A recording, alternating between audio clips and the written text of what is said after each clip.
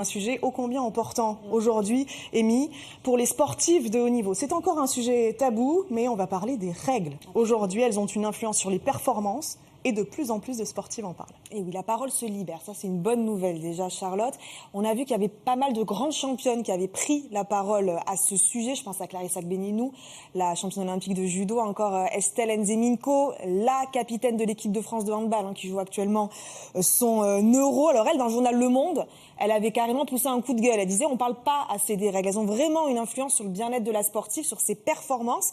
Alors pour les messieurs qui nous regardent, oui, les règles, ça fait mal. Ça cause des crampes parfois, des douleurs, de la fatigue, du stress, de l'irritabilité, des fluctuations de poids aussi. Quand on fait du judo ou de la boxe, ça peut être très très très important.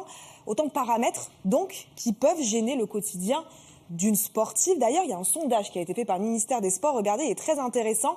On a demandé justement à des sportifs de haut niveau, vivez-vous la menstruation comme une difficulté dans le cadre de votre pratique sportive ? 84% ont répondu oui, c'est donc un vrai sujet. Heureusement, certaines fédérations s'en emparent. C'est le cas de la Ligue féminine de handball qui a organisé aujourd'hui une conférence avec d'anciennes sportives, des sportives actuelles, des gynécos également. Notre journaliste Paul Georgel y était. Il a rencontré justement une handballeuse professionnelle, Melvin Deba. Elle compare son cycle menstruel aux 4 saisons. Je trouve que la comparaison est plutôt pas mal. Et elle nous explique comment elle s'y adapte au quotidien. Pendant mes règles, donc je suis plutôt en hiver, je vais être un peu plus basse, tranquille, mais je sais que ça va augmenter aussi mon niveau de vigilance par rapport à ma pratique sportive. Après mes règles, en général, j'ai un pic d'énergie. Donc c'est plutôt ça les adaptations. C'est peut-être au niveau de mon alimentation, au niveau de mon hydratation. Et puis après, on a plein d'autres paramètres sur lesquels on peut jouer. C'est aussi du coup la charge de travail, peut-être l'augmenter, la diminuer. Est-ce que je suis pas tout le temps seule avec les autres ? Est-ce que je vais me faire masser un peu plus parce que j'ai besoin qu'on prenne soin de moi ? Voilà. Il faut évidemment adapter les entraînements aussi, et pour cela, il faut que les staffs s'investissent un peu plus. Ouais, Melvin en parlait justement, adapter les entraînements au cycle. Par exemple, éviter de travailler l'endurance quand on a ses règles parce qu'on est un petit peu plus fatigué, alors privilégier la technique. Alors, c'est plus facile sur une athlète qui pratique un sport individuel comme le judo ou le tennis. C'est un petit peu plus dur quand il faut s'adapter à toute une équipe de hand.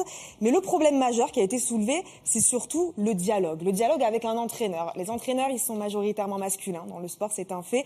Alors, certaines joueuses peuvent ne pas être très à l'aise avec ça.